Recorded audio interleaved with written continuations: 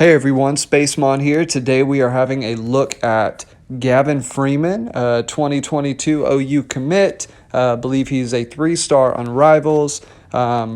Recently discussed him on the Sooner Scoop board, so he was on the mind. So I thought I would take a look at some of his tape, and I came across this shot that I wish it wasn't edited because it kind of takes away from some of the stuff, but this field level view can give you a really good idea of an athlete's mobility, short area quickness, what they're doing with their feet, all the little things that you can't really see from that bird's eye view.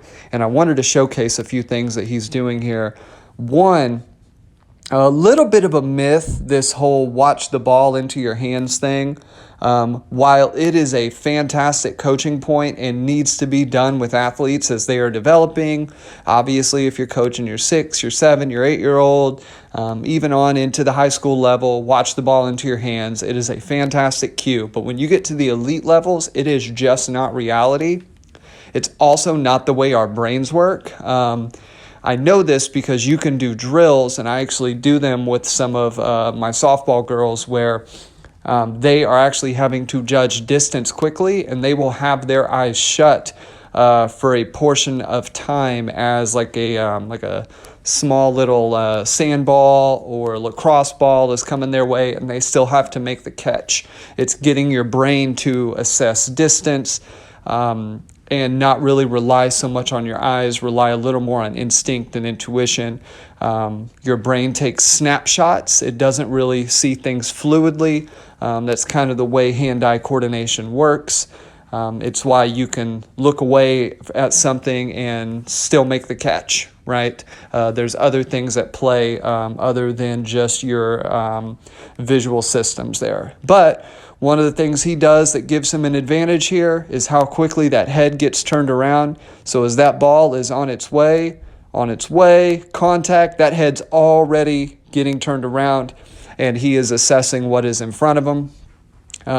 Really good field awareness here. You'll notice as soon as that ball drops, that head is already assessing. This is a fantastic attribute for a punt returner, somebody who needs to make decisions very, very quickly, but also still catch the ball. Depending on how his quickness and speed translate to college level, definitely something I would not be surprised in seeing them give him a shot at. The other thing he does right here, outstanding shin angle. The way that he's able to quickly drop, first of all, turn his hips around and then quickly drop that shin. You'll see right here in this frame at 2.193, just how low that left shin angle is. And then, of course, right stays the same. Football is a game of being low. Low man always wins. And this is what they talk about with being low. It's not about bending at the waist. It's how low can you get your hips to the earth, maintain this lean. You'll notice here that his competition actually has a running start, and they are even about right here.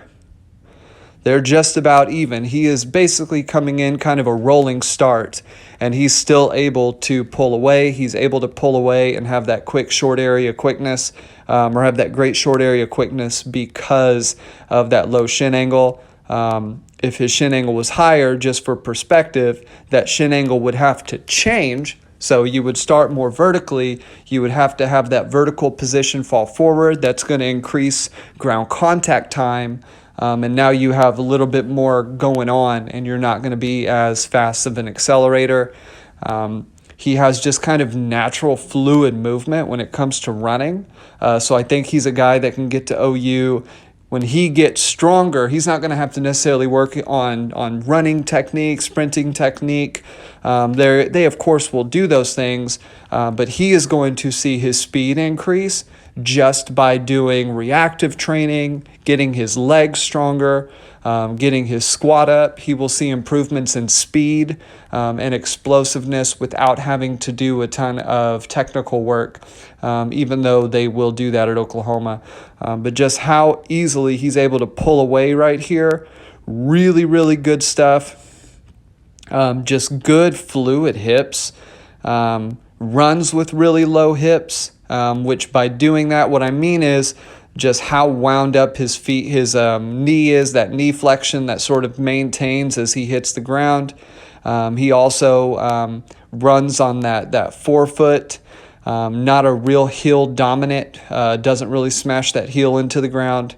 I think I said in his video that Eddie posted on Scoop of the relay, maybe he lands a little bit behind his foot when it comes to track, but in football, I think long speed won't be something that he has to worry about a ton. Where he is going to win at Oklahoma is being able to get away from guys in those short areas, right?